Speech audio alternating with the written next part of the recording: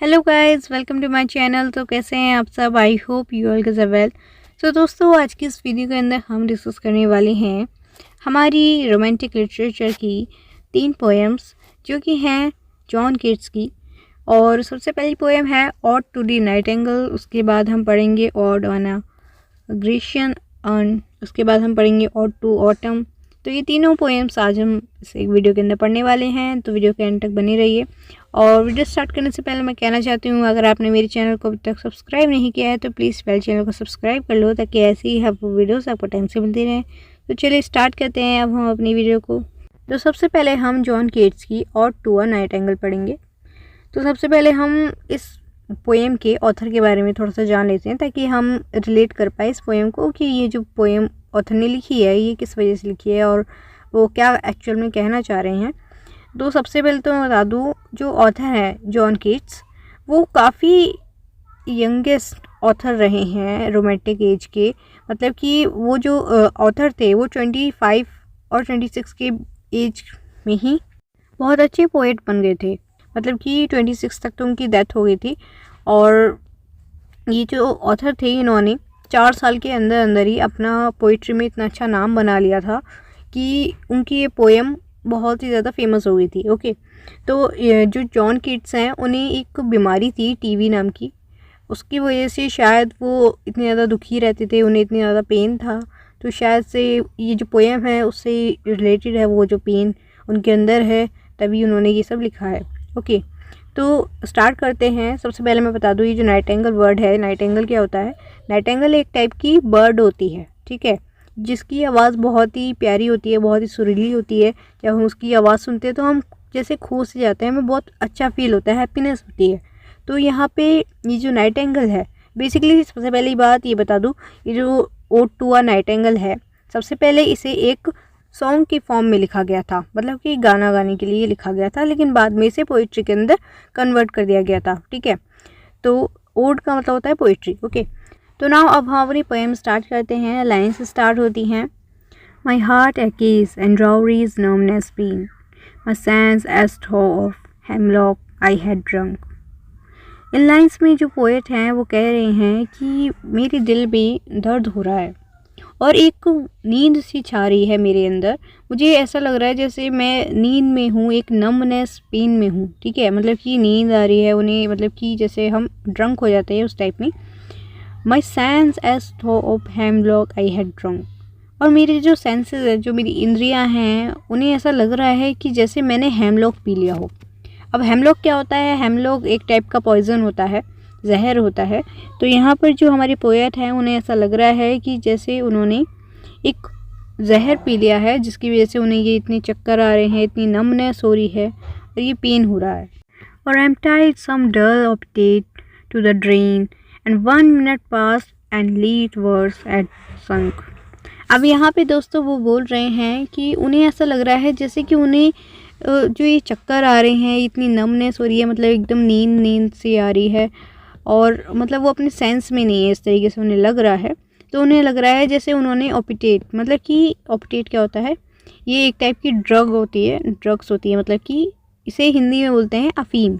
तो उन्हें ऐसा लग रहा है जैसे उन्होंने अफ़ीम जो होता है वो पी लिया है, जिसकी वजह से उन्हें ये सब हो रहा है। मतलब कि उनका जो सेंसेस है वो काम नहीं कर रहे हैं, वो इतनी नींद आ रही है, इतने चक्कर आ रहे हैं और ये पेन हो रहा है। 1 minute past and lead words had sunk. अब यहाँ पे सबसे पहले इस लाइन को समझने के लिए ये जो वर्ड है लीथ, इसका मतलब जान लेते हैं। तो दोस्तों, ग्रीक माइथोलॉजी में एक मान्यता है कि वहाँ पे एक रिवर हुआ करती थी लीथ नाम की, एक इमेजिनरी रिवर, मतलब एक काल्पनिक रिवर, जिसको ऐसा माना जाता था कि अगर इस रिवर का पानी किसी ने पी लिया तो जब वो मरने के बाद मतलब हेवन में जाएगा, तो उस टाइम पे वो अगर उसने उस आदमी ने ये लीथ रिवर का पानी पी लिया होगा, तो वो अपनी जितनी भी उसने लाइफ इस धरती पे जी है, जितने दुख दर्द उसने सहे हैं, जितना भी पेन था उसके लाइफ में, वो सारी यादें, वो सब कुछ वो ऊपर जाने के बाद भूल जाएगा, अगर उसने ये लीथ नाम की रिवर से पानी पिया होगा। तो ये ऐसी काल्पनिक रिवर थी, ठीक है, ग्रीक माइथोलॉजी के अंदर। तो यहाँ पे ये जो बोला है पोएट ने, वो बोल रहे हैं 1 minute past and Lethe word had sunk. मतलब कि वो कह रहे हैं 1 मिनट पहले ऐसा लगा जैसे कि मैं उस लीथ नाम की रिवर में डूब गया हूँ। संक मतलब होता है डूब गया हूँ। अब आगे वो बोलते हैं it is not through envy of thy happy lot but being too happy in thine happiness. तो दोस्तों यहाँ पे जो टीज वर्ड बोला गया है इसे बोलते हैं इंग्लिश में इट इज़। इसका मतलब होता है इट इज़। ओके, तो यहाँ पे कुछ ऐसे आर्काइक वर्ड्स यूज़ करे गए हैं, मतलब कि ओल्ड वर्ड्स जो यूज़ करे जाते थे पोएट के टाइम पे, वो वर्ड्स यहाँ पे इन्होंने यूज़ करे हैं टीज़। तो इसे एक्चुअल में वहाँ पे भी इट इज़ ही बोलते हैं, लेकिन इसे लिखते टीज़ है। ओके, तो इसका मतलब है it is not through envy of thy happy lot. मतलब कि ये कह रहे हैं कि ऐसा नहीं है कि मैं तुम्हारी खुशी से जल रहा हूँ। यहाँ पे एनवी का मतलब जो होता है उसका मतलब होता है जलना। ऐसा नहीं है कि मैं तुम्हारी खुशी से जल रहा हूँ। अब ये बात जो पोएट है वो किसे बोल रहे हैं, वो बोल रहे हैं ये बात नाइटिंगेल से। नाइटिंगेल कौन है? वो एक बर्ड है जिसकी आवाज़ बहुत ही सुरीली है, जिसकी आवाज़ ऐसी लगती है जब वो गाना गाती है कि वो मतलब हमेशा वो जैसे खुश रहती हो। वो जो बर्ड है वो हमेशा खुश रहती हो। तो यहाँ पे वो जो पोएट हैं वो यही बात बोल रहे हैं कि ऐसा नहीं है कि मैं तुम्हारी खुशी से जल रहा हूँ, but being too happy in thine happiness, पर ऐसा है कि तुम्हारी खुशी में मैं भी खुश हो रहा हूँ। मतलब कि तुम्हारी खुशी से मुझे भी खुशी मिल रही है। ये नाइटिंगेल से कह रहे हैं बर्ड से कि तुम जो इतनी खुश हो, जो ये गाना गा रही हो, तो इससे मुझे भी एक खुशी मिल रही है। दैट डाउ light wing dried of the trees. अब दोस्तों यहाँ पे डाउ का मतलब होता है यू। वो कह रहे हैं तुम्हारे जो पंख हैं वो बहुत ही लाइट हैं, बहुत ही हल्के हैं, और तुम ट्रीज़ की एक ड्राइड हो। ड्राइड क्या होता है? ड्राइड होता है जो एक वुमेन की स्पिरिट ट्रीज़ पे रहती है। मतलब कि पेड़ पे एक वुमेन की स्पिरिट रहती है। तो मतलब एक टाइप से यहाँ पे कहना चाह रहे हैं कि तुम जो नाइटिंगेल हो, तुम एक देवी हो, मतलब पेड़ों की देवी जो हमेशा पेड़ों पे रहती है, और तुम्हारे जो पंख हैं वो बहुत ही लाइट वेट है, मतलब बहुत ही हल्के पंख हैं तुम्हारे, और तुम पेड़ों पे रहती हो जैसे कोई पेड़ों की देवी हो। इन सम मेलोडियस प्लॉट। यहाँ पे जो मेलोडियस प्लॉट का मतलब है, प्लॉट मतलब होता है स्टेज। अब यहाँ पर जो पोएट हैं वो ये बात कह रहे हैं कि जब तुम गाना गाती हो तो ऐसा लगता है कि तुम किसी स्टेज पे गाना गा रही हो और मैं वो सुन रहा हूँ। ओके, यहाँ पे प्लॉट का मतलब है stage. Of beach in green and shadow numberless. अब यहाँ पे बीच इन ग्रीन का मतलब है कि जो बीच में जो वुड्स होती हैं, जो ट्रीज़ होते हैं, उनकी बात हो रही है। तो यहाँ पे बोल रहे हैं कि तुम जिस प्लॉट पे, मतलब जिस स्टेज पे तुम गाना गाती हो, बहुत ही सुरीला गाना गाती हो, वहाँ पे बहुत सारी ट्रीज़ हैं, घना जंगल है मतलब कि, और वहाँ पे बहुत सारी शेडोज़ हैं। शेडोज़ मतलब कि बहुत सारी छाया है, मतलब कि एक घने जंगल के बीच में ये जो चिड़िया है ये रहती है, ठीक है, और वहाँ पे ये बीच में जंगल में गाना गाती है, क्योंकि वहाँ पे सनलाइट पहुँच नहीं पाती है उस घने जंगल में, इस वजह से वहाँ पे बहुत ज़्यादा छाया रहती है। तो यहाँ पे वही बोला गया है शेडोज़ नंबरलेस, ठीक है। तो वो ये बोल रहे हैं ऐसा पूरा सीन कि तुम जो नाइटिंगेल हो, तुम बहुत ही सुरीला गाना गाती हो इस घने जंगल में, इस छाँव में, ठीक है। Singest of summer in full throated ease. और आगे वो बोल रहे हैं कि तुम चाहे गर्मियाँ हो, गर्मियों में भी जो इतने बेकार दिन होते हैं, मतलब गर्मियों के दिन जिसमें लोग परेशान हो जाते हैं, गर्मी लगती है उन्हें, उन दिनों में भी तुम अपनी फुल थ्रॉटेड मतलब पूरी आवाज़ के साथ, अपनी जो तुम्हारी रियल आवाज़ है उस आवाज़ के साथ ईज़िली गाना गा लेती हो। ईज़ का मतलब है ईज़िली, तुम बहुत ही आसानी से उन सड़ी गर्मियों में भी गाना गा लेती हो और सबको खुशी देती हो। O for a draught of vintage that had been cooled a long age in the depth delved earth. अब इन लाइन्स के अंदर वो बोल रहे हैं, ड्राउट का मतलब होता है पीना, विंटेज मतलब एक टाइप की वाइन होती है, बहुत ही बेस्ट क्वालिटी की, जो पुराने ज़माने में जो वाइन बनाई जाती थी, जिसे कि ठंडा करने के लिए ज़मीन को खोद के, मतलब ज़मीन ठंडी होती है ना, तो ज़मीन को खोद के उसके अंदर वाइन की बोतल्स को रखा जाता था ताकि वो ठंडी हो जाए और वो एक बेस्ट क्वालिटी की वाइन बन जाए, ठीक है। तो यहाँ पे जो ऑथर हैं, जो पोएट हैं, वो ये बात बोल रहे हैं कि मुझे एक ऐसी वाइन पीनी है जो बेस्ट क्वालिटी की हो, जिसे ज़मीन के नीचे, बहुत ज़मीन के नीचे तक रखा गया हो ठंडा करने के लिए, वो वाइन मुझे पीनी है। Testing of flora and the country green, और उसका जो टेस्ट होना चाहिए उस वाइन का टेस्ट फ्लावर्स का होना चाहिए, मतलब कि मुझे उसे पीने के बाद फ्लावर्स का टेस्ट आना चाहिए, या फिर कंट्री ग्रीन, या फिर मुझे यहाँ की जो हरियाली है इस जंगल की, इस हरियाली का टेस्ट आना चाहिए। मतलब कि वो एक्चुअल में कहना चाहते हैं कि मुझे इस नेचर का टेस्ट आना चाहिए उस वाइन के अंदर। ओके, अब आगे की लाइन्स में वो बोलते हैं dance and Provence song and sunburnt mirth. अब यहाँ पे प्रोवेंस सॉन्ग क्या होता है? प्रोवेंस सॉन्ग का मतलब है कि प्रोवेंस नाम की एक जगह है फ्रांस के अंदर, जो कि अपनी ग्रेप वाइन्स की वजह से बहुत फेमस है।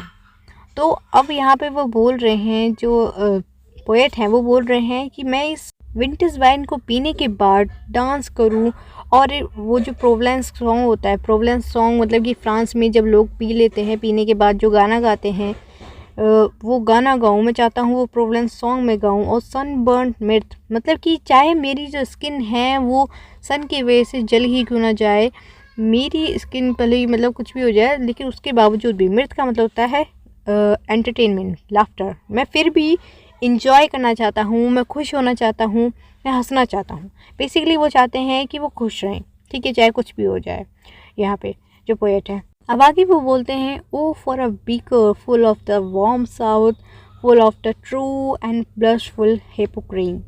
अब वो बोल रहे हैं कि वो जो गिलास हो, मतलब जिस गिलास में वो विंटेज वाइन पीना चाहते हैं, वो चाहते हैं कि वो पूरा ऊपर तक भरा हुआ हो।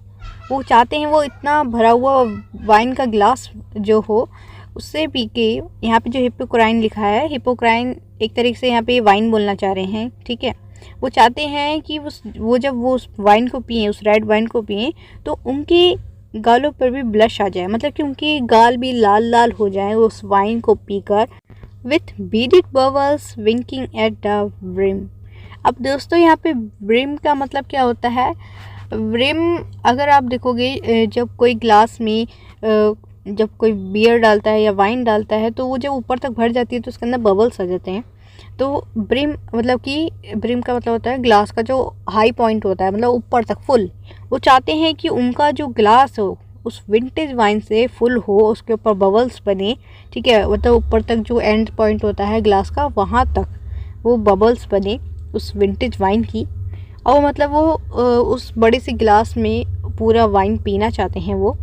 एंड पर्पल स्टेन माउथ, और वो चाहते हैं कि उसे पीने के बाद उनका जो चेहरा है वो पर्पल स्टेन कब हो जाता है किसी इंसान का फेस? जब वो कोई जहर पी लेता है और उसका चेहरा नीला पड़ जाता है। तो वो यही कहना चाहते हैं कि वो ये पीने के बाद चाहते हैं कि उनका पूरा चेहरा पर्पल स्टेन हो जाए, मतलब नीला पड़ जाए। That I might drink and leave the world unseen, और उसे पी कर मैं चाहता हूँ कि मैं इस दुनिया को बिना देखे इस दुनिया को छोड़ दूँ। एंड विद द थी fade away into the forest dim, और तुम्हारे साथ मतलब कि नाइट एंगल के साथ, उस बर्ड के साथ जिसके साथ इन्हें खुशी मिलती है। ये चाहते हैं कि, ये कह रहे हैं उस नाइट एंगल से कि तुम मुझे अपने साथ ले चलो उस फॉरेस्ट के डिम में, मतलब कि फॉरेस्ट बहुत ही घना है, मतलब बहुत घना जंगल है, तो अंधेरा हो रहा है, तो वो चाहते हैं उस नाइट एंगल के साथ उस घने जंगल में खो जाए कहीं, ठीक है। Fade far away dissolve and quite forget, वो चाहते हैं कि वो इतनी दूर तक खो जाएं उस जंगल में नाइट एंगल के साथ, उसके अंदर ही वो डिज़ोल्व हो जाएं और सब कुछ भूल जाएं, ठीक है। मतलब उनकी सारी दुख दर्द, जितनी भी उनकी प्रॉब्लम्स है लाइफ में, वो सारी चीज़ें वो भूलना चाहते हैं, उस नाइट एंगल के साथ जाना चाहते हैं। अब आगे की लाइन्स में वो बोलते हैं, वॉट दो among the leaves has never known the weariness the fever and the freight. वो जो पोएट हैं वो उस नाइट एंगल से कह रहे हैं कि तुम इन घने जंगलों में इतनी ज़्यादा खोई हुई हो, तुम अपनी खुशी में इतनी ज़्यादा खोई हुई हो कि तुम्हें इंसानों के बारे में कुछ पता ही नहीं है, मतलब कि इंसानों की सफरिंग्स के बारे में, इंसानों को कितना दुख में रहना पड़ता है, कितनी सफरिंग्स में रहना पड़ता है, कितने पेन में रहना पड़ता है, ये सारी चीज़ों के बारे में तुम जानती ही नहीं हो। तुम जानती ही नहीं हो इंसान के वेरीनेस, मतलब कि थकावट के बारे में, ना बीमारी के बारे में, मतलब कि फ़ीवर के बारे में, ना ही किसी भी चीज़ के पेन के बारे में तुम नहीं जानती हो। वो सारी चीज़ें जो कि इंसान फेस करते हैं, ठीक है, ये सारी प्रॉब्लम्स, वो सारी चीज़ों के बारे में तुम जानती ही नहीं हो, तुम उन सारी चीज़ों से अनजान हो। ये बात पोएट नाइटिंगेल से कह रहे हैं, मतलब उस बर्ड से कह रहे हैं। अब वो आगे बोलते हैं, here where men set and hear each other groan. अब दोस्तों यहाँ पे जो ग्रोन ये वर्ड है, इसका मतलब होता है कि लोग जब आपस में बैठ के अपना दुख सुनाते हैं वो। तो यहाँ पर बोला है here where men set and hear each other groan, कि इन पेड़ों के पास आके लोग बैठते हैं और एक दूसरे को अपना दुख सुनाते हैं। Where palsy shakes a few sad last grey hairs. और जिन लोगों में से कुछ लोग, पेल्सी का मतलब होता है पैरालाइज, ओके, मतलब कि जो लोग पैरालाइज हो जाते हैं वो लोग, तो उन लोगों में से कुछ लोग पैरालाइज होते हैं, कुछ बहुत ही दुखी होते हैं, और कुछ यहाँ पे जो लास्ट ग्रे हेयर्स लिखा है इसका मतलब है कि जो लोग बूढ़े होते हैं वो लोग अपने लास्ट के दिन गिन रहे होते हैं, वो सोच रहे होते हैं कि अब हम कुछ दिनों बाद हमारी डेथ हो जाएगी, ठीक है। तो उन सारी चीज़ों को लेके वो सब लोग दुखी रहते हैं, एक दूसरे को अपना दुख सुनाते हैं इन पेड़ों के नीचे बैठ के। Where youth grows pale and spectre thin and dies. अब वो बोल रहे हैं जो जवान लोग भी हैं, मतलब जो लोग यूथ हैं, वो लोग भी इस दर्द में, मतलब ये जो इंसानों को जो दर्द मिलता है, जो प्रॉब्लम्स उन्हें फेस करनी पड़ती है, उन सब की वजह से वो लोग भी पेल हो गए हैं, मतलब कि वो लोग भी पेल हो जाते हैं, पीले पड़ जाते हैं, मतलब कि बहुत ज़्यादा दुख से घिर जाते हैं, जिसकी वजह से उनकी जो बॉडी होती है वो इतनी ज़्यादा पतली हो जाती है, और वो इतनी मतलब थाइन, मतलब कि इतने ज़्यादा पतले हो जाते हैं कि वो देखने में डरावने लगते हैं। यहाँ पे जो स्पेक्टर थाइन लिखा है उसका मतलब ये होता है थिन और स्केरी, ठीक है। वो लोग इतने पतले हो जाते हैं कि देखने में वो लोग डरावने लगते हैं, मतलब कि यंग लोग भी, उनकी ऐसी हालत हो जाती है इस दुनिया के दर्द से, पेन से, जो सफरिंग्स हैं उन सारी चीज़ों की वजह से, और आखिर में वो यंग लोग भी मर जाते हैं, ठीक है। Where but to think is to be full of sorrow and leaden night disappear. और उन लोगों के जीवन में भी बहुत सारा दुख है, और जब भी मैं उनकी आंखों में देखता हूँ तो हमेशा एक डिस्पेयर दिखता है, मतलब कि एक जो होप जो होती है, होप नहीं होती है, जब किसी चीज़ की होप छूट जाती है, जब निराशा आ जाती है मन में, तो हमेशा उन लोगों की आंखों में निराशा दिखती है। Where beauty cannot keep her lustrous eyes. इन लाइंस का मतलब है, यहाँ पे ब्यूटी का मतलब एक वुमेन से है, एक औरत से है, कि हमेशा कोई भी औरत सुंदर नहीं रहती, मतलब कि ये नहीं है कि वो अगर सुंदर है तो वो हमेशा के लिए ही सुंदर रहेगी, ऐसा नहीं है। उसकी जो खूबसूरत आंखें होती हैं, औरतों की जो खूबसूरत आंखें होती हैं, वो हमेशा खूबसूरत रहें ऐसा तो नहीं है। और new love pine at them beyond tomorrow. और जो न्यू लव का मतलब है, जो लोग नए नए प्यार में पड़े हैं, जो नए नए कपल्स बने हैं, उन लोगों के मन में भी एक पेन है कल के लिए, कि हम कल बूढ़े हो जाएंगे, कल हमें ये सब कुछ, मतलब कि बहुत सारी चीज़ें होती हैं जो अलग अलग पेन हम सफ़र करते हैं, वो सारी चीज़ें, उन सारी चीज़ों को लेके वो जो न्यू लव है वो भी बहुत दुखी रहते हैं, उनके मन में भी एक सौरो रहता है। इट मीन्स कि there is lot of pain, okay. अब आगे वो बोलते हैं, away away for I will fly to thee, नॉट charioted by Bacchus and his spirits, but on the viewless wings of poesy। अब इन लाइन्स का मतलब है कि पोएट नाइटिंगेल से कह रहे हैं कि मैं तुम्हारे साथ कहीं दूर तक उड़ना चाहता हूँ, मैं चाहता हूँ मैं तुम्हारे साथ कहीं दूर चला जाऊँ उड़ के, और मैं ये तुम्हारे साथ जो जाना चाहता हूँ वो पूरे होशो आवाज़ में जाना चाहता हूँ। ये नहीं है कि मैं शराब के नशे में तुम्हारे साथ जाना चाहता हूँ या फिर मदहोश होकर जाना चाहता हूँ, मैं तुम्हारे साथ पूरे होशो आवाज़ में अपनी पोइट्री के नशे में तुम्हारे साथ उड़ के कहीं दूर जाना चाहता हूँ, ओके। अब वो आगे बोलते हैं, though the dull brain perplexes and returns. इन लाइन्स का मतलब है कि जब मैं तुम्हारे साथ जाना चाहूँगा, तुम्हारे साथ उड़ना चाहूँगा, तो मेरा जो ब्रेन होगा वो मुझे रोकेगा, मेरी थॉट्स में जो रुकावट लाएगा मेरा ब्रेन, ठीक है, जब मैं तुम्हारे साथ जाना चाहूँगा उड़ के। ऑलरेडी विथ थी tender is the night and happily the queen moon is on a throne, clustered around by all her starry face, but here there is no light। मतलब कि अब जो पोएट हैं वो अपनी इमेजिनेशन में जा चुके हैं, वो सोच रहे हैं कि वो चांदनी रात में इस नाइटिंगेल के साथ जा चुके हैं, और इस टाइम पे कहीं से भी चारों तरफ से कोई भी रोशनी नहीं आ रही है, क्योंकि जो नाइटिंगेल है वो एक घने जंगल में जाती है। अब उस घने जंगल में चारों तरफ अंधेरा है, लेकिन सिर्फ मून की लाइट आ रही है, मतलब कि चांद की रोशनी आ रही है हल्की हल्की।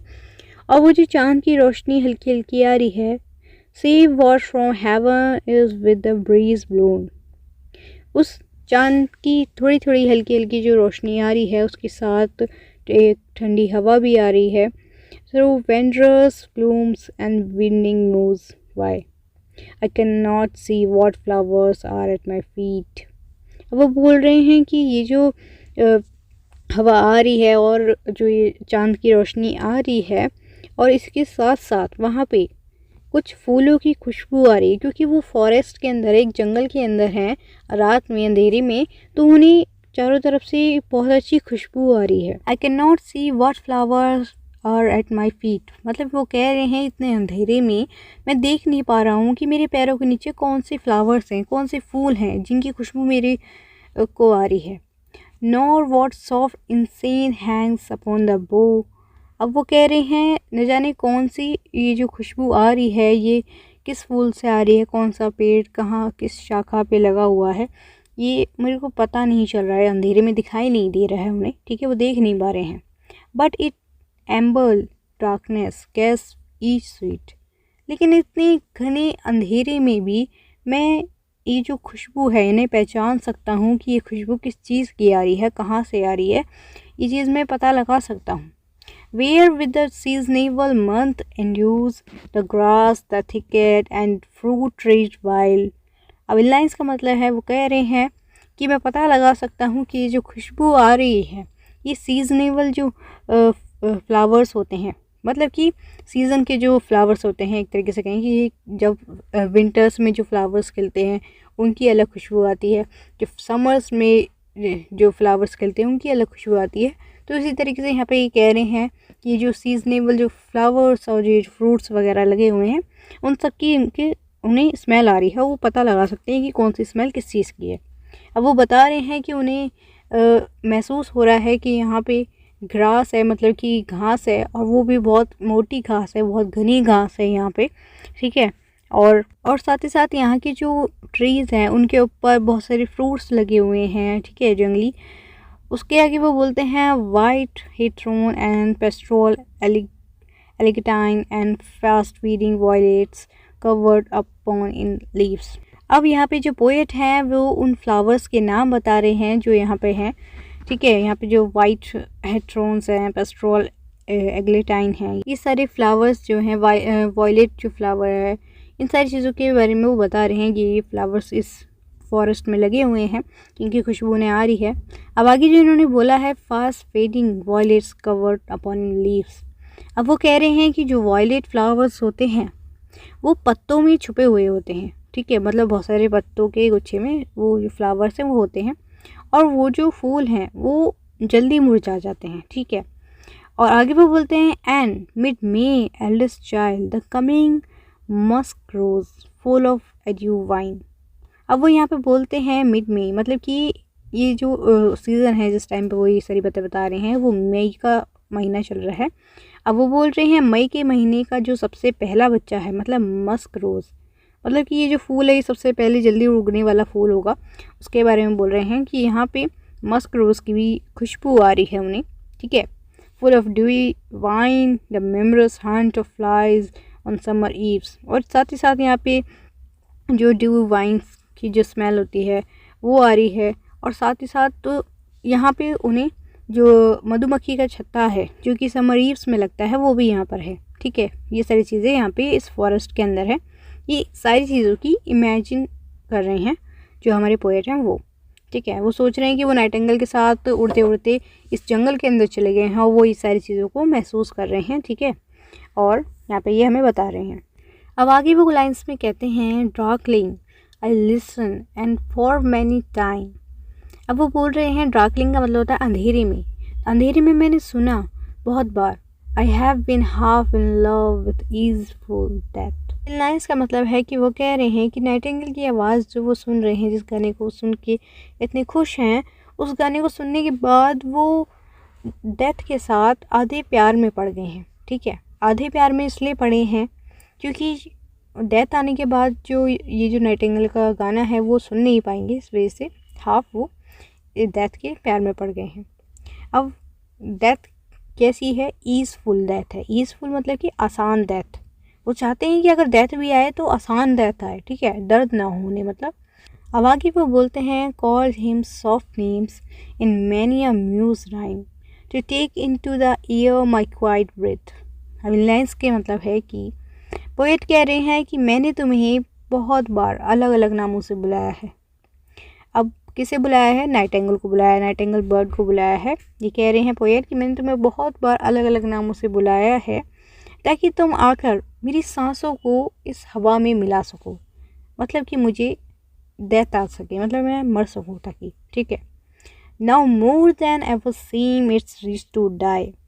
और मैंने आज तक जितनी बार भी तुम्हें बुलाया है मरने की ख्वाहिश से कि मैं मरना चाहता हूँ, तुम्हारे इस सॉन्ग को सुनते सुनते, तुम्हारे सैड सॉन्ग को सुनते सुनते, नाइटिंगेल को कह रहे हैं, तो इस बार उन सारी बारों से ज़्यादा मैं मरना चाहता हूँ, मरने की मेरे अंदर एक इच्छा है, ठीक है, उन सारी बारों से ज़्यादा। To cease upon the midnight with no pain. और मैं इस आधी रात में ही बिना दर्द के मरना चाहता हूँ। मैं चाहता हूँ तुम्हारा ये सैड सॉन्ग सुनते सुनते ही मैं इस आधी रात में ही मर जाऊँ, वो भी बिना किसी पेन के। While thou art pouring forth thy soul abroad in such an ecstasy. मतलब पोएट कह रहे हैं कि तुम ये जो गाना गाती हो ये पूरी अपनी सोल से गाती हो, अपनी आत्मा से, अपनी रूह से ये गाना गाती हो, ये जो गाती हो, और तुम पूरे जोश के साथ ये गाना गाती हो। Still wouldst thou sing and I have ears in vain to thy high requiem become a sad. अब इन लाइन्स का मतलब है कि जब मैं चला जाऊंगा, मतलब मैं मर जाऊंगा, तब भी तुम ये गाना गाती रहोगी, लेकिन तब मेरे कान ये गाना नहीं सुन पाएंगे और तुम्हारा ये जो गाना है, ये जो तुम्हारा सॉन्ग है, ये एक दुख भरा गीत बन के रह जाएगा मेरे लिए। दो was not born for that immortal bird. तुम जो हो, तुम डेथ के लिए नहीं बनी हो, तुम डेथ के लिए नहीं जन्मी हो, तुम इमॉर्टल बर्ड हो, मतलब कि तुम एक अमर चिड़िया हो, ठीक है, जो कभी मर नहीं सकती। यहाँ पे ये जो मरने वाली बात कही है, ऐसा नहीं है कि बर्ड नहीं मरती।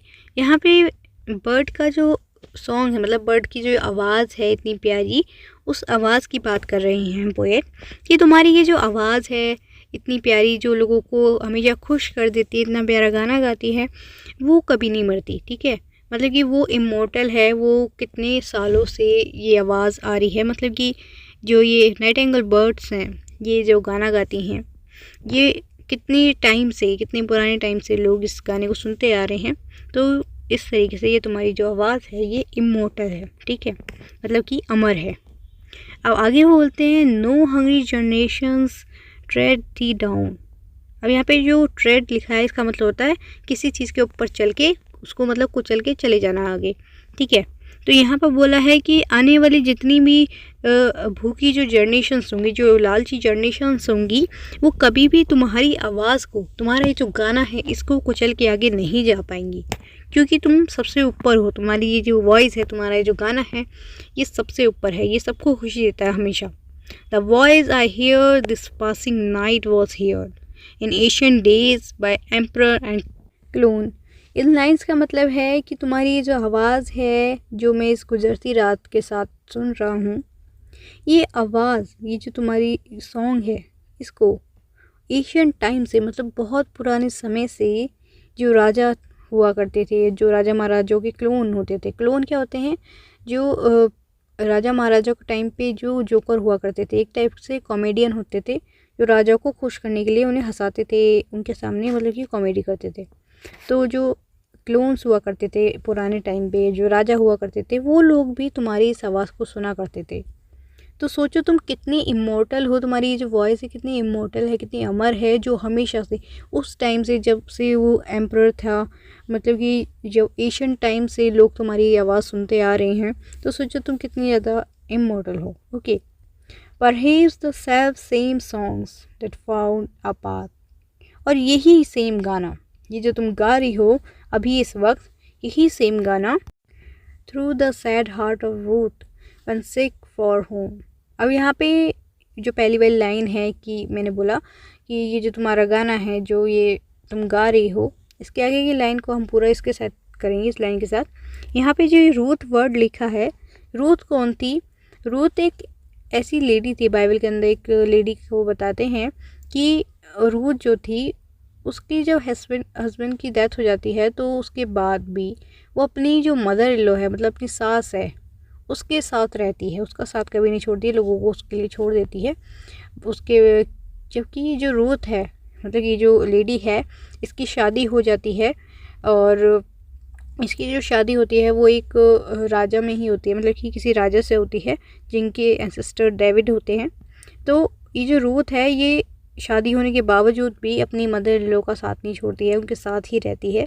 तो ये बोल रहे हैं कि जब तुम ये वाला, ये जो सेम सॉन्ग तुम गा रही हो, ये सेम सॉन्ग जब तुम उस टाइम पे गाती होगी तो जो रूथ है, मतलब कि ये जो लेडी है, इस लेडी का दुखी दिल भी तुम्हारा आवाज़ को सुनता होगा, तुम्हारे इस सॉन्ग को सुनता होगा जब भी वो अपनी घर को याद करती होगी वो लेडी। मतलब कि उस लेडी ने अपना घर बार लोग सब छोड़ दिए थे अपनी मदर इन लॉ के साथ रहने के लिए, मतलब अपनी सास के साथ रहने के लिए सबको छोड़ दिया था। तो इसलिए वो कह रहे हैं कि जब भी वो दुखी औरत ये गाना सुनती होगी तो वो भी खुश हो जाती होगी, ठीक है, उसे भी थोड़ा टाइम के लिए पीस मिलता होगा, एक सुकून मिलता होगा। She stood in tears amidst the alien cones। अब यहाँ पे ये कह रहे हैं जब भी वो जो लेडी है वो तुम्हारा गाना सुनती होगी एक एलियन कोन्स, मतलब कि जो एक अनजान जगह पे खड़े होके, मतलब कहीं पे भी खड़े होकर जब वो तुम्हारा गाना सुनती होगी तो वो अपना सारा दुख उस गाने के साथ ही निकाल देती होगी, अपना जो अंदर बोझ होगा वो सब कुछ निकाल देती होगी तुम्हारा गाना सुन के। अब आगे वो बोलते हैं the same that of times had charmed magic casements opening on the foam। मतलब कि यहाँ पे वो बोल रहे हैं कि जो मैजिकल दुनिया भी होगी, जिसमें कि मैजिकल दुनिया की जब विंडोज़ खुलती होंगी, यहाँ पे केसमेंट का मतलब होता है विंडोज़, जब मैजिकल दुनिया की विंडोज़ खुलती होंगी और वहाँ से एक समुद्र का नज़ारा दिखता होगा। ये जो यहाँ पे फॉर्म वर्ड लिखा हुआ है इसका मतलब होता है सी, मतलब समुद्र। तो यहाँ पर वो बोल रहे हैं जब मैजिकल दुनिया की जो केसमेंट है, विंडोज़ हैं, वो जब खुलती होंगी और सामने समुद्र दिखता होगा ऑफ प्रीलियस सीज, मतलब कि यहाँ पे प्रीलियस का मतलब होता है डरावना, ठीक है, मतलब कि समुद्र के अंदर बहुत सारे ऐसे जीव होते हैं और समुद्र कभी कभी सुंदर भी लगता है और डरावना भी लगता है, ठीक है। इन फेरी लैंड्स फॉरलॉर्न, और जो फेरी लैंड होंगी, मतलब ये जहाँ पे परी रहती होंगी, परियों का जो लोक होगा, वहाँ पे भी अगर कोई दुखी होगा, लोनली होगा, मतलब कि जो अकेलापन महसूस करता होगा, तो जब वो लोग भी तुम्हारा ही गाना सुनते होंगे और उन्हें भी अच्छा लगता होगा, उन्हें भी खुशी मिलती होगी। तो मतलब कि वो कह रहे हैं कि सिर्फ इसी दुनिया में नहीं, मतलब कि सिर्फ नॉर्मल जो दुनिया है इसी में नहीं, बल्कि मैजिकल जो दुनिया है उसमें भी लोग तुम्हारी आवाज़ सुनते हैं, तुम्हारा गाना सुनते हैं। अब यहाँ पे बोलते हैं आगे फॉरलॉर्न। फॉरलॉर्न का मतलब होता है सैड या फिर lonely. The very word is like a bell. अब यहाँ पे ये पोएट बोल रहे हैं ये जो फॉरलॉर्न वर्ड है, एक जो एक शब्द है, ये मेरे लिए एक बेल का काम करता है, एक बेल जैसा है, मतलब एक अलार्म की तरह है कि जब भी मैं इस वर्ड को सुनता हूँ, फॉरलॉर्न का मतलब होता है सैड या फिर लोनली, तो फिर to toll me back. Toll me back मतलब कि हम किसी चीज़ के बारे में सोचते सोचते कहीं और दुनिया में चले गए और वापस से हमें फिर उसी जगह पे आ गए हम, ठीक है। तो ये वो चीज़ है।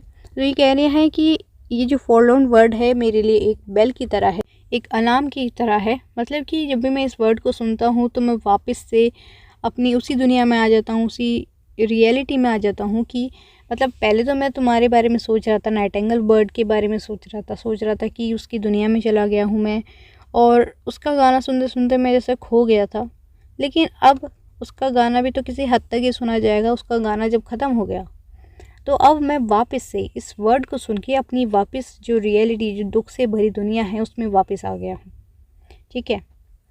एडियो का मतलब होता है good bye.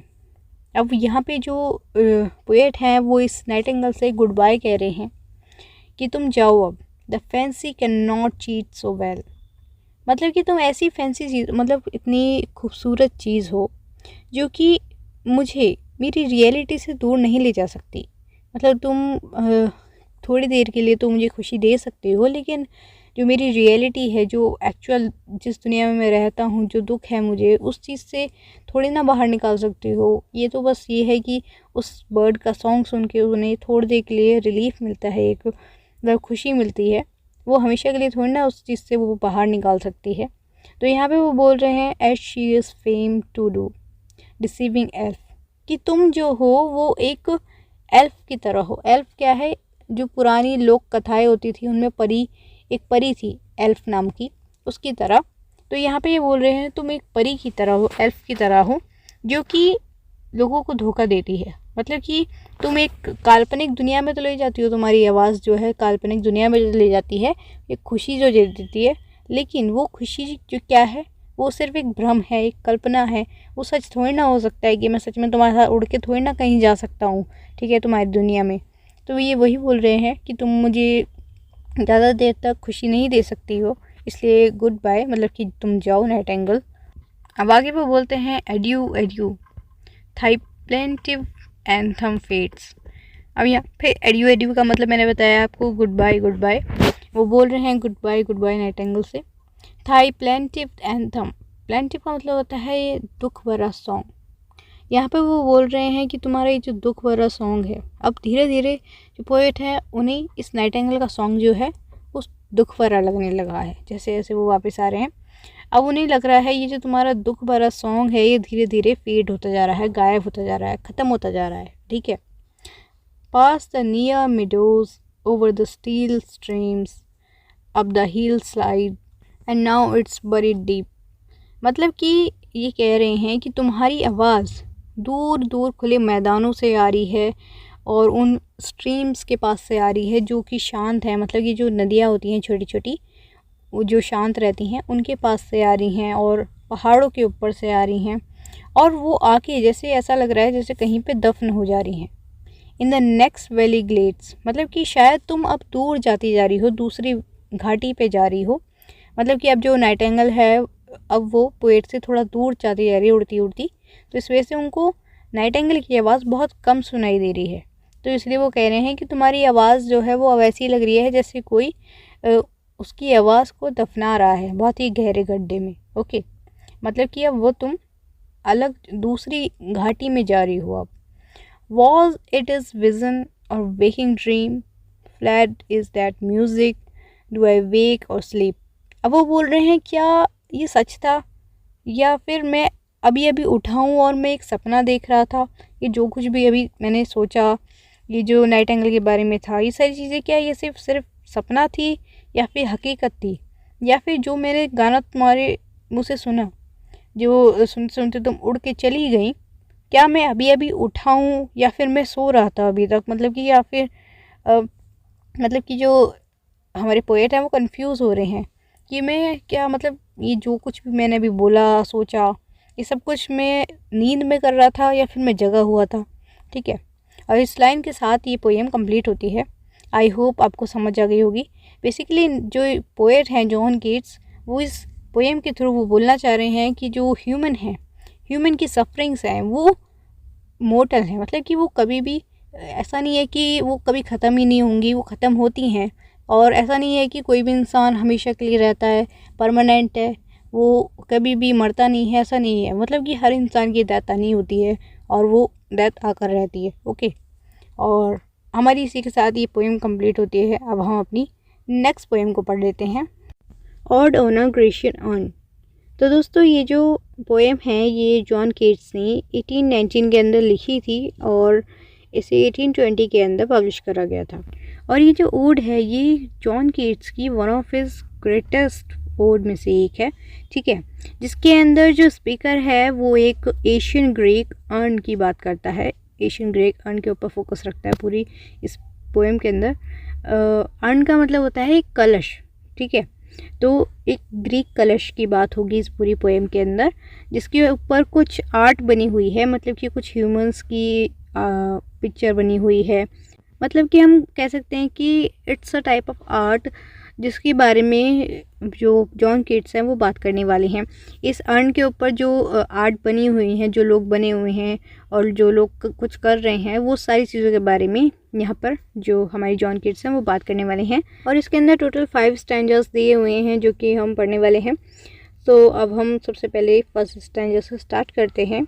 Thou still unravished bride of quietness, thou foster child of silence and slow time। अब यहाँ पे दाऊ का मतलब क्या है? यू। अब यहाँ पे यू किसे बोला गया है? ग्रीशियन अर्न को। अब ये ग्रीशियन अर्न मैंने बताया आपको एक ग्रीक का एक कलश है, ठीक है, जिसके ऊपर एक आर्ट बनी हुई है, तो ये उसी को बोल रहे हैं। तो इन्होंने बोला है दाऊ स्टिल अनरविश्ड ब्राइड ऑफ क्वाइटनेस। अब अनरविश्ड ब्राइड का मतलब क्या होता है? अनरविश्ड वो होता है कि किसी लड़की की शादी हो गई है और अब शादी होने के बाद उसे अभी तक उसके पति ने छुआ नहीं है, मतलब कि वो प्योर है, तो उसे अनरविश्ड ब्राइड कहते हैं। तो यहाँ पे जो पोएट हैं वो इस अर्न को, मतलब इस कलश को बोल रहे हैं कि तुम जो हो वो क्वाइटनेस की एक अनरविश्ड ब्राइड हो। मतलब कि क्वाइटनेस मतलब शांति की, तुमने क्वाइटनेस से शादी कर ली है, ठीक है, और तुम एक क्वाइटनेस की अनरविश्ड ब्राइड हो, जिससे मतलब कि छुआ ना गया हो। ओके, क्वाइटनेस मतलब शांति। ओके, तो आगे वो बोलते हैं thou foster child of silence and slow time. और तुम साइलेंस और स्लो टाइम की एक फॉस्टर चाइल्ड हो। फॉस्टर चाइल्ड का मतलब होता है जो अडॉप्टेड बच्चे होते हैं, ठीक है। तो मतलब कि वो कह रहे हैं कि तुम साइलेंस और स्लो टाइम, मतलब कि एक जो साइलेंस होता है मतलब शांति होती है और जो धीरे धीरे वक्त चलता है, तुम उसके एक अडॉप्टेड बच्चे हो। ओके, इस अर्न को कह रहे हैं, इस कलश को कह रहे हैं जो पोएट हैं वो। अब आगे बोलते हैं वो स्लाइवन historian who can't does express a flowery tale more sweetly than a rhyme। स्लाइवन का मतलब होता है फॉरेस्ट। अब यहाँ पे जो पोएट हैं वो इस अर्न को, इस कलश को फॉरेस्ट मतलब कि जंगलों का हिस्टोरियन बता रहे हैं कि तुम जंगलों की वो हिस्टोरियन हो, मतलब कि वो इंसान हो जो जंगल की कहानी सुनाते हो। who can't does express a flowery tale, और तुम एक जो फूलों की कहानियाँ होती हैं तुम उन्हें एक्सप्रेस करते हो, ठीक है, मुझसे भी ज़्यादा अच्छे तरीके से, मतलब कि मुझसे भी ज़्यादा अच्छे स्वीट वे में तुम उन कहानियों को सुनाते हो, ठीक है। इस अर्न को बोल रहे हैं कि मेरी जो राइम्स हैं उनसे भी ज़्यादा अच्छी तुम्हारी कहानियाँ हैं, तुम्हारी ये फ्लावरी टेल्स हैं। अब फ्लावरी टेल्स से क्या मतलब है? ये अर्न एक कहानी किस तरीके से सुना रहा है। इस अर्न के ऊपर, मतलब इस कलश के ऊपर जो पेंटिंग बनी हुई है, जो पिक्चर्स बनी हुई हैं, वो एक कहानी सुनाती हैं। तो यहाँ पे वही बोल रहा है वो, मतलब पोएट, कि मैं जो राइम्स लिखता हूँ, मैं जो पोएम्स लिखता हूँ, उनसे भी प्यारी तरीके से तुम ये कहानियाँ सुनाते हो। What leaf-spring legend hunts about thy shape of deities or mortals or of both। मतलब कि अब यहाँ पर ये बोल रहे हैं पोएट कि तुम्हारे ऊपर ये जो लीफ बनी हुई है, मतलब ये जो पत्ते बने हुए हैं, पत्तों की शेप बना रखी है इस कलश के ऊपर, ये क्यों बनी हुई हैं और ये मतलब कि ये क्या बयां कर रही हैं, ठीक है, क्या एक्सप्रेस करना चाह रही हैं, ये जानना चाहते हैं पोएट, ठीक है। इनको पता नहीं चल रहा है कि जो लीव्स बनी हुई हैं किस लिए बनी हुई हैं और इनका मतलब क्या है।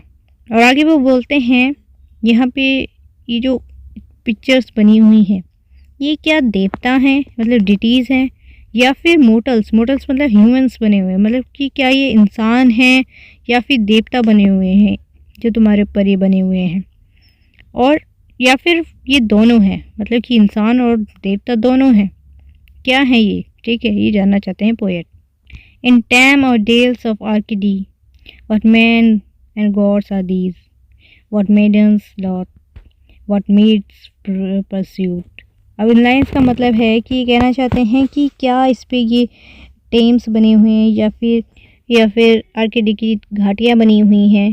व्हाट मैन और गॉड्स आर दीज, और ये क्या ये इंसान हैं, मतलब या ये आदमी हैं या भगवान हैं, ये क्या बने हुए हैं ये इस अर्न के ऊपर, ये जानना चाहते हैं। व्हाट मेडेंस लॉट, मेडेंस का मतलब है यहाँ पे कि एक औरतों का झुंड, क्या ये मतलब लड़कियों का झुंड है, मतलब कि बहुत सारी लड़कियां हैं, उनका ग्रुप है।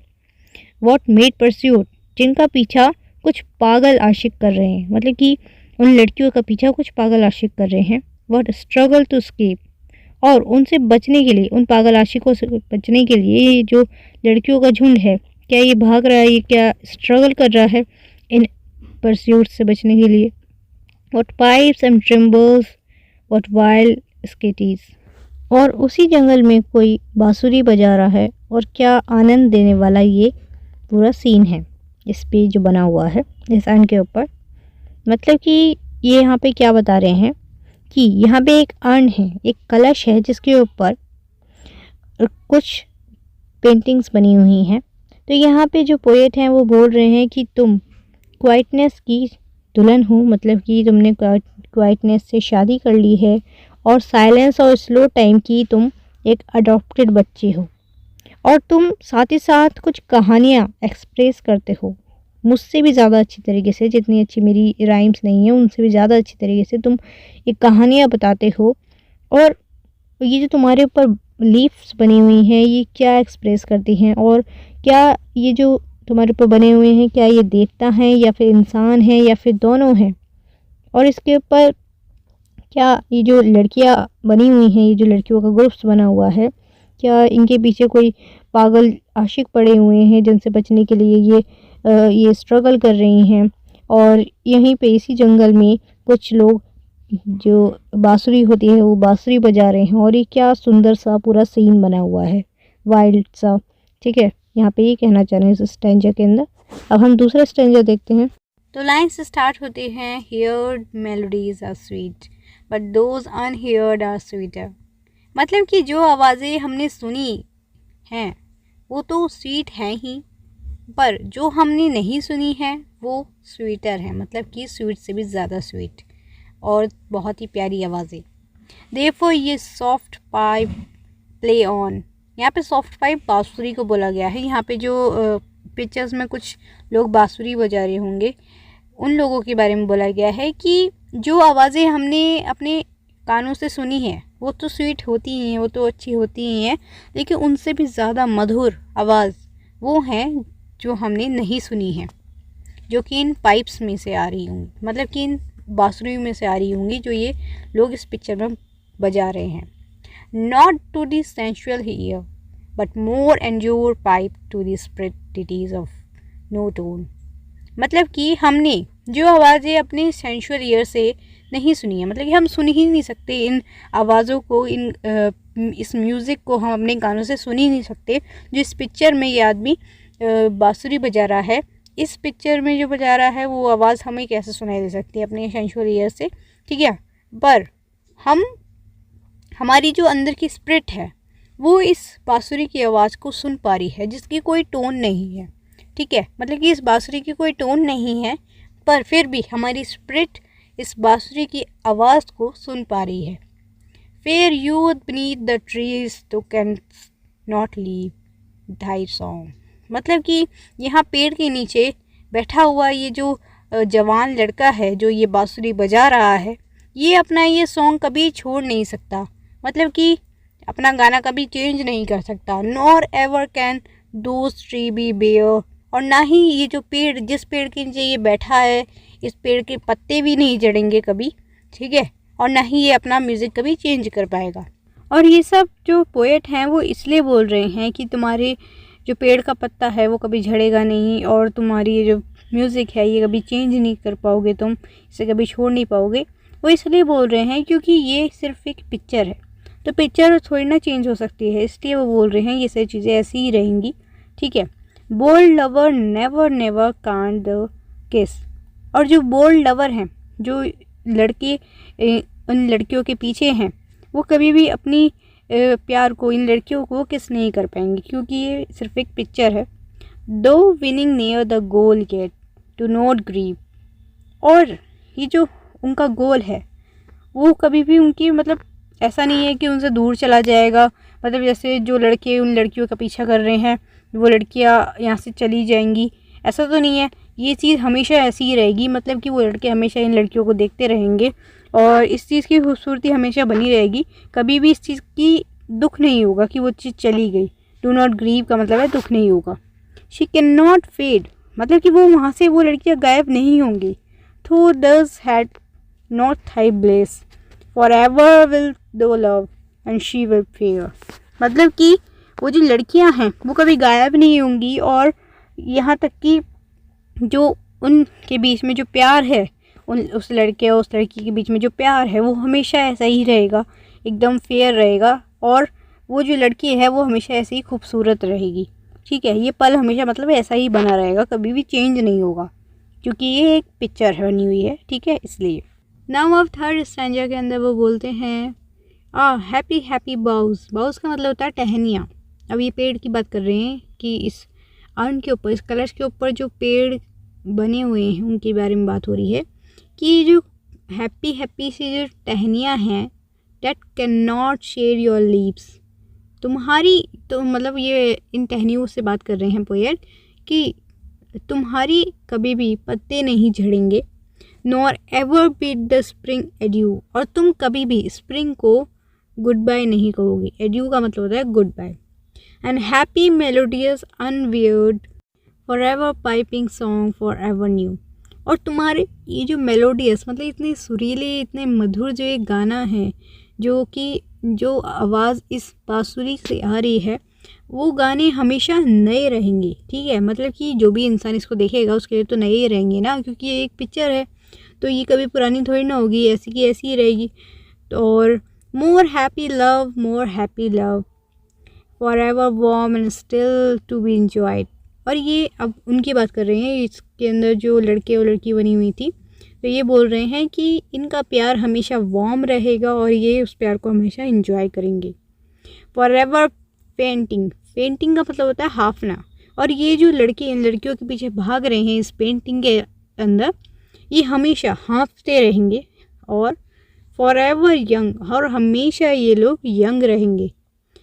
All breathing human passion for away that leaves a heart high sorrowful and colloid, और इस पेंटिंग से मतलब ये जो पिक्चर बनी हुई है इससे ह्यूमन पैशन बहुत दूर है, जिसकी वजह से जो पोएट का हार्ट है वो हाई सोरोफुल, मतलब कि बहुत ही दुख से भर गया है, मतलब कि उसके अंदर काफ़ी पेन है, काफ़ी थका हुआ है उसका दिल इसकी वजह से। ठीक है, मतलब कि यहाँ पे क्या बोला जा रहा है कि जो ह्यूमन लाइफ में जो सारी चीज़ें होती हैं, कोई लड़का किसी लड़की से प्यार करता है, उसके बाद उनकी शादी हो जाती है, उसके बाद वो लोग बूढ़े हो जाते हैं, फिर मर जाते हैं, और या फिर कोई पेड़ भी है तो उसके बाद पत्ते आते हैं, फिर वो पत्ते झड़ते हैं, फिर नए पत्ते आते हैं, इस तरीके से चलता रहता है, सब कुछ ख़त्म भी हो जाता है, शुरू भी हो जाता है। लेकिन यहाँ पे जो ये पेंटिंग बनी हुई है ये कभी भी चेंज नहीं होगी। ठीक है, इसके ऊपर जो ह्यूमंस बने हुए हैं, जो पेड़ हैं, जो पत्ते हैं, वो हमेशा ऐसे के ऐसे ही रहेंगे। जो लड़के हैं वो हमेशा यंग रहेंगे, और इनका जो प्यार है वो हमेशा ऐसा ही रहेगा। ठीक है, तो इस तरीके से बोलना चाह रहे हैं, जो कि ह्यूमन पैशन से बिल्कुल अलग है। ओके, अब आगे वो बोल रहे हैं burning forehead and a parching tongue, मतलब कि अब ये जो चीज़ है, ये हाई सोरफुल जो वो उनके दिल में फील हो रहा है, उनके दिल को जो इस तरीके से छोड़ दिया है इस ह्यूमन पैशन ने, वो ऐसा लग रहा है जैसे धूप में माथा जल रहा है और जीभ सूख रही है। ठीक है, इस तरीके से लग रहा है पोएट को, ये बात बोल रहे हैं स्टैंजा में। अब हम नेक्स्ट स्टैंजा देखते हैं, फोर्थ स्टैंजा। तो फोर्थ स्टैंजा के अंदर अब जो पोएट हैं वो एक तीसरी पिक्चर की तरफ देखते हैं, जहाँ पर वो देखते हैं who are this coming to sacrifice, जहाँ पर लोग सेक्रीफाइस देखने आए हैं, मतलब बलि दी जा रही है यहाँ पे। ठीक है, to what green altar mysterious priest lead thou let high following at the skies, मतलब कि यहाँ पर एक बछड़े की बलि दी जा रही है, तो उसको लेके आया जा रहा है बाय अ मिस्टीरियस प्रीस्ट। एक मिस्टीरियस प्रीस्ट है, एक पंडित जी हैं, उनके द्वारा एक बछड़े को लाया जा रहा है। And all her silken flanks with garlands dressed, मतलब कि उसे फूलों की माला पहना के, मतलब पूरा जैसे सजा के लाते हैं जब किसी की बलि दी जाती है किसी एनिमल की, तो उसी तरीके से इसे भी ऐसे सजा के लाया जा रहा है। What little town by river or sea shore or mountain built with peaceful citadel, अब यहाँ पे जो पोएट हैं वो ये उस टाउन की बात कर रहे हैं जहाँ के लोग ये सेक्रीफाइस देखने आए हैं। अब ये बोल रहे हैं ये जो टाउन है छोटा सा, ये एक नदी के किनारे है, ठीक है। और यहाँ पर सी शोर मतलब कि यहाँ पे समुद्र की आवाज़ आती है और यहाँ पे माउंटेन्स भी है, बहुत ही पीसफुल सा सिटाडेल है ये, ठीक है। Is emptied of this folk this pious मोन। और ये अब ये जो टाउन है छोटा सा, ये खाली हो गया है, ठीक है। यहाँ पे ये खाली क्यों हो गया है? क्योंकि ये सारे लोग जो हैं वो ये सेक्रीफाइस देखने जा रहे हैं, ठीक है।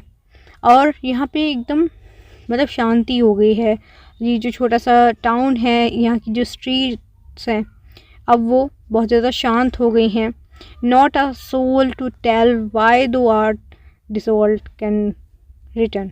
मतलब कि अब यहाँ पे जो पोएट हैं वो ये बोल रहे हैं कि यहाँ पे कोई भी ऐसे ज़िंदा सोल नहीं है, कोई ऐसा इंसान नहीं है जो बता सके पोएट को कि यहाँ पे ये जो इतनी शांति है वो क्यों है, और वो सारे लोग जो अब चले गए हैं वो कब वापस आएंगे, ठीक है, या फिर कहाँ चले गए हैं वो लोग। ये सारी चीज़ें बताने के लिए यहाँ पे कोई भी ज़िंदा सोल नहीं है।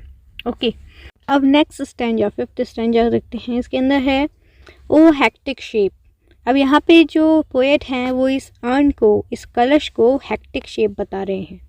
इसको बोल रहे हैं O Attic shape, fair attitude with brede of marble men and maidens overwrought. तुम्हारे ऊपर ये जो मार्वल के मैन और ये जो मेडन्स का मतलब है वुमेंस बनी हुई हैं, with forest branches and the trodden weed. ये जो फॉरेस्ट की ब्रांचेस बनी हुई हैं, पेड़ों की टहनियाँ बनी हुई हैं, और ये जो ट्रोडन वीड्स बने हुए हैं, ये तुम्हें पेचीदा बनाती हैं। मतलब कि पेचीदा मतलब कि अनसुलझा एक रहस्य, ठीक है, जिसको जानने के लिए लोग चाहते हैं, किसको जानना चाहेंगे। दो साइलेंट फॉर्म दो tease us out of thoughts as doth eternity cold pastoral. और तुम एक साइलेंट की फॉर्म में हो, शांति की फॉर्म में हो, ठीक है, क्योंकि हमें सोचने पर मजबूर करती है।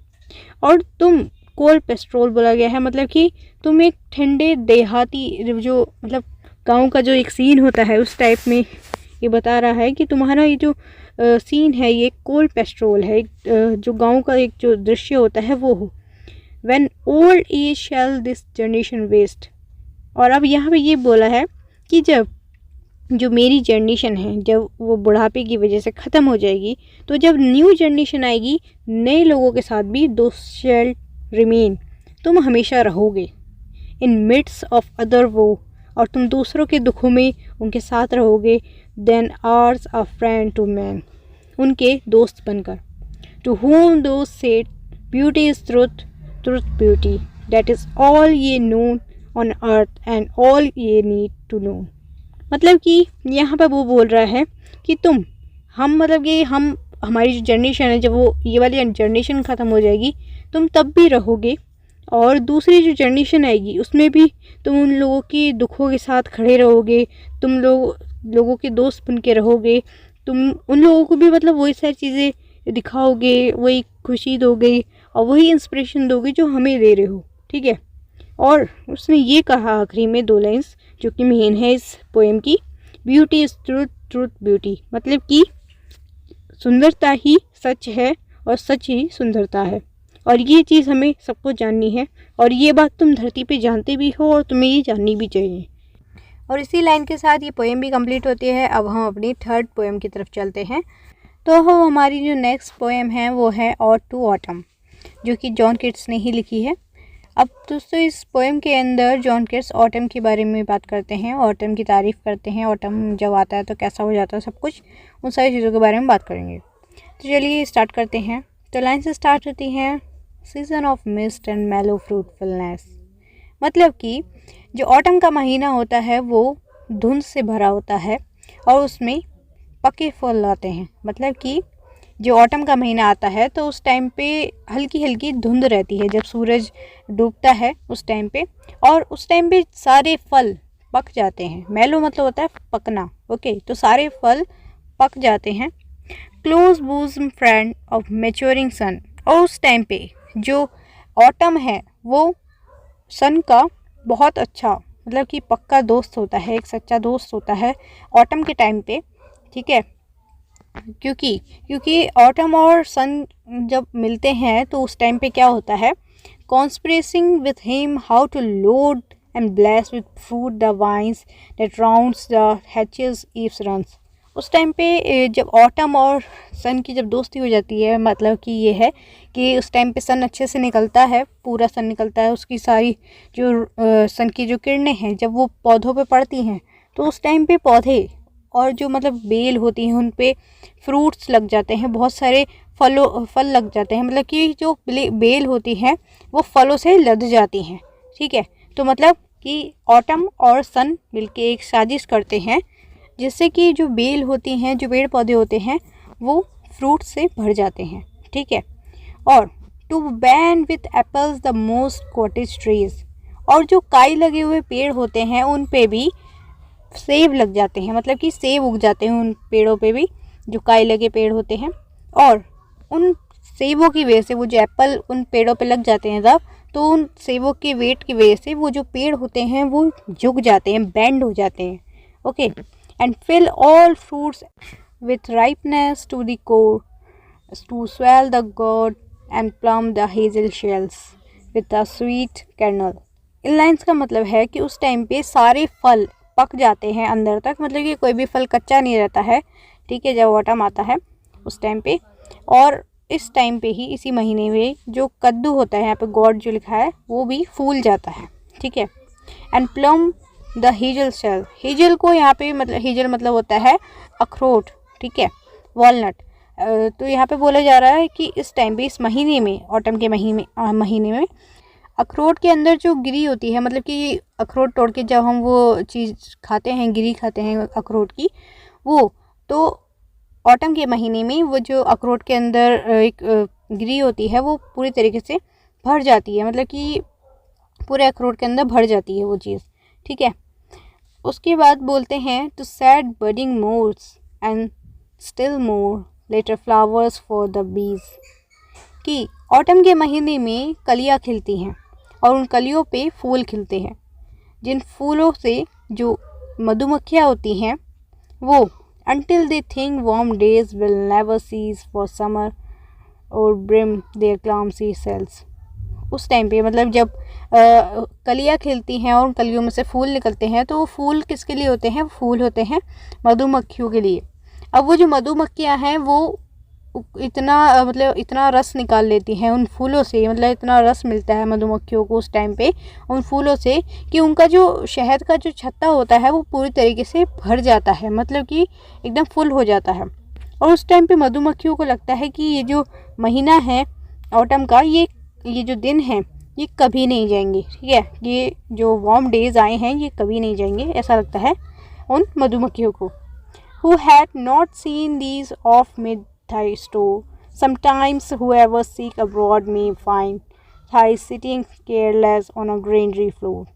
अब यहाँ पे दोस्तों ये जो स्टोर वर्ड बोला है ये अनाज के लिए बोला गया है, कि अनाज के जो भंडार होते हैं उनके लिए यहाँ पे बोला है। यहाँ पे ये जो एक और वर्ड है अब्रॉड, अब्रॉड यहाँ पे विदेश वाला अब्रॉड नहीं बोला गया, अब्रॉड यहाँ पे बोला गया कंट्री साइड, जहाँ पे फसल उगाई जाती है। ठीक है, तो यहाँ पे बोला जा रहा है कि कौन है जिसने तुम्हें नहीं देखा है इन अनाज के खेतों के बीच, मतलब इन अनाज के भंडारों के बीच कौन है जिसने तुम्हें नहीं देखा है। मतलब कि जब लोग कंट्री साइड आते हैं, जब गांव की तरफ आते हैं तो फसलों के बीच तुम्हें किसने नहीं देखा है। अब ये किसकी बात हो रही है? ऑटम की बात हो रही है। जो पोएट हैं वो बोल रहे हैं कि ऑटम तुम्हें किसने नहीं देखा है उन अनाज के भंडारों के बीच, जो हमेशा मतलब कि उन अनाज में ही जब ऑटम आता है तो वो अनाज के भंडारों के बीच रहता है, इस तरीके से वो बोल रहे हैं। ठीक है, अब यहाँ पे वो आगे बोलते हैं thy hair soft lifted by the winnowing wind or on a half reaped furrow sound asleep. अब यहाँ पे जो पोएट हैं वो ऑटम को एक लड़की के साथ कंपेयर करते हैं, मतलब कि इस तरीके से बोलते हैं जैसे जो ऑटम है वो एक लड़की है। ठीक है, तो यहाँ पे वो बोल रहे हैं कि जब अनाज को फटका जाता है तो उस टाइम पे उसके अंदर से एक हवा आती है। अब उस हवा से क्या होता है? ऑटम के बाल उड़ते हैं। ठीक है, यहाँ पे पोएट बोल रहे हैं जब अनाज को फटका जाता है तो उसके अंदर से जो हवा आती है उससे तुम्हारे बाल उड़ते हैं। और on a half reap furrow, अब यहाँ पे जो फॉरो बोला गया है, फॉरो क्या होता है? जब आपने देखा होगा जो जहाँ पे फसल उगाई जाती है वहाँ पे बीज बोने के लिए जो मिट्टी में गड्ढे बना दिए जाते हैं, मतलब कि लाइंस इस तरीके से बना दिए जाते हैं जैसे बीच बीच में गड्ढे हों, वहाँ पे बीज बोए जाते हैं, तो उसे फॉरो बोलते हैं। तो यहाँ पे ये जो पोएट हैं वो बोलते हैं कि तुम उन फॉरोस के बीच में सोती हो, उन गड्ढों के अंदर सोती हो। अब आगे वो बोलते हैं drowsed with the fume of poppies, कि तुम पॉपीज़ के साथ मदहोश हो जाती हो। अब यहाँ पे पॉपीज़ क्या है, ये एक टाइप के पौधे होते हैं जिनके अंदर से मतलब कि ये नशे वाले पौधे होते हैं, ठीक है। तो यहाँ पे यही बोला जा रहा है कि पोएट बोल रहे हैं कि ऑटम को बोल रहे हैं ये बात कि तुम मदहोश हो जाती हो इन पॉपीज़ से। While thy hook spares the next swath and all its twined flowers and sometime like a gleaner thou द keep steady thy laden head across a brook or by a cider press with patient look. तो यहाँ पर बोल रहे हैं poet इस autumn से कि तुम इन पॉपीज़ की वजह से मदहोश हो जाती हो, जिसकी वजह से तुम उन फसलों को काट नहीं पाती हो, उन फूलों को तोड़ नहीं पाती हो, ठीक है, क्योंकि तुम मदहोश हो जाती हो। लेकिन जो फसल पहले से कट चुकी है उस फसल को तुम अपने सिर पर लाद के नदी, मतलब छोटी नदी के रास्ते ले जाती हो अपने साथ, और जाके उस मशीन के पास बैठ जाती हो जिस मशीन से एप्पल का जूस निकलता है, ठीक है, मतलब जिस मशीन से जो सेबों का रस निकाला जाता है, उस मशीन के पास घंटों तक बैठी रहती हो। यहाँ पे जो लिखा है हावर्स बाय हावर्स, तो तुम घंटों तक वहाँ बैठी रहती हो, ठीक है। अब आगे वो बोलते हैं where are the song of spring, where are they, think not of them thou hast thy music, मतलब कि तुम स्प्रिंग का जो सॉन्ग है उसको मत ढूंढो, तुम कह रही हो कहाँ है स्प्रिंग का सॉन्ग, तुम उसके गुणगान मत देखो, तुम ये देखो कि तुम्हारे खुद का एक म्यूज़िक है। मतलब कि यहाँ पे अब आगे जो ऑथर हैं वो ऑटम की तारीफ़ करने वाले हैं कि ऑटम के आने से क्या क्या चीज़ें होती हैं अच्छी अच्छी। तब वो बोलते हैं while bare cloud bloom the soft dying day and touch the stable plains the rosy hue। अब इन लाइंस का मतलब है कि जब दिन ढलता है तो उस टाइम पे सूरज जब नीचे जाता है, मतलब जब सूरज डूबने लगता है, तो उस टाइम पे बादलों में एक अलग सी जो ब्राइटनेस आती है, जो लाइट आती है सूरज की, वो बहुत ही सुंदर लगती है, ठीक है। और उस टाइम पे जो स्टेबल प्लेन्स का मतलब होता है कि जब फसल काटी जाती है तो फसल का पूरे जड़ से नहीं काटी जाती, फसल का जो थोड़ा सा हिस्सा होता है वो बच जाता है ज़मीन के अंदर, तो वो जो छोटे छोटे जो ज़मीन के अंदर थोड़ा थोड़ा हिस्सा बच जाता है, तो जब दिन ढलता है तो सूरज की रोशनी जब उस पर पड़ती है तो वो बहुत ही गुलाबी गुलाबी सा चमकता है, ठीक है। अब आगे वो बोलते हैं then a wailful choir the small gnats मोन among the rivers sallows borne aloft or sinking as the light wind lives or dies. अब इन लाइन्स का मतलब है, यहाँ पे जो नेट्स लिखा हुआ है ये, इसको मतलब कि इसका मतलब होता है एक टाइप का कीड़ा जो कि जहाँ पे गीला होता है वहाँ पे रहता है, ये उन मतलब कि उन पौधों के अंदर रहता है जहाँ पे हल्की फुल्की सी पानी रहता है, ठीक है। तो ये जो कीड़ा है ये शाम होते ही रोने लग जाता है, मतलब कि उन हरियाली के बीच जो नदी के पास जो थोड़ी थोड़ी घास उगी होती है वहाँ पे ये जो नेट्स नाम का कीड़ा है ये वहाँ पे जब सूरज ढलता है तो ये रोने लग जाता है, ठीक है, मतलब ये आवाज़ निकालने लगता है। और इसकी जो आवाज़ है वो कभी धीमी होती है, कभी तेज़ होती है, ठीक है, ऊपर नीचे होती रहती है। अब आगे उन्होंने बोला है and full grown lambs loud bleat from hilly bourn, मतलब कि जो पहाड़ों पे से, मतलब कि अब ये बोल रहे हैं उस टाइम पे शाम के टाइम पे जब सूरज ढल रहा होता है तो क्या होता है, जो बकरे होते हैं, लैम्स होते हैं, जो मेमने होते हैं, वो पहाड़ी के ऊपर से ज़ोर ज़ोर से मैं मतलब कि अपनी आवाज़ें निकालने लग जाते हैं, उनकी आवाज़ें आती हैं ज़ोर ज़ोर से। एजिस क्रिकेट सिंग, एजिस क्रिकेट सिंग का मतलब है कि जो झिंगुर होते हैं वो अपने पंखों को एक दूसरे के अंदर रब करने लग जाते हैं और उससे भी एक आवाज़ निकालते हैं और ऐसा लगता है जैसे झिंगुर भी गाना गा रहे हों उस टाइम पे। And now with treble soft the red breast whistle from garden croft, उस टाइम पे एक बड़ी ही सॉफ्ट सी आवाज़, एक चिड़िया है रेड ब्रेस्ट नाम की, वो विसल करने लग जाती है, मतलब गार्डन क्रॉफ्ट में, मतलब कि जहाँ गार्डन्स होते हैं, जहाँ पे पेड़ होते हैं, वहाँ पे जो रेड ब्रेस्ट चिड़िया है वो भी चहचहाने लगती है। And gathering swallows twitter in the skies, और आसमान में जो स्वेलेंस नाम की एक चिड़िया होती है वो इकट्ठा होके आसमान में ट्विटर करने लग जाती हैं, ठीक है, वो भी चहचहाने लगती हैं वो भी, ठीक है। तो इस टाइम पे ये सारी चीज़ें होती हैं, हमारे पोएट ने हमें बता दिया है। और इस लाइन के साथ हमारी ये पोएम भी कंप्लीट होती है। आई होप आपको समझ आ गई होगी तीनों पोएम। अगर कहीं पे भी कोई दिक्कत हो आप मुझसे कमेंट सेक्शन में पूछ सकते हैं, मैं आपको आंसर कर दूंगी। और अगर वीडियो पसंद आए तो प्लीज़ वीडियो को ज़रूर से लाइक करिएगा और ज़्यादा से ज़्यादा वीडियो को शेयर भी करिए ताकि और लोगों की भी हेल्प हो सके। और चैनल को सब्सक्राइब करना तो बिल्कुल मत भूलना, क्योंकि इस चैनल पर आपको हमेशा हेल्पफुल वीडियोज़ मिलती रहेंगी, ठीक है। So thank you so much for watching. मिलते हैं नेक्स्ट वीडियो में। Bye bye.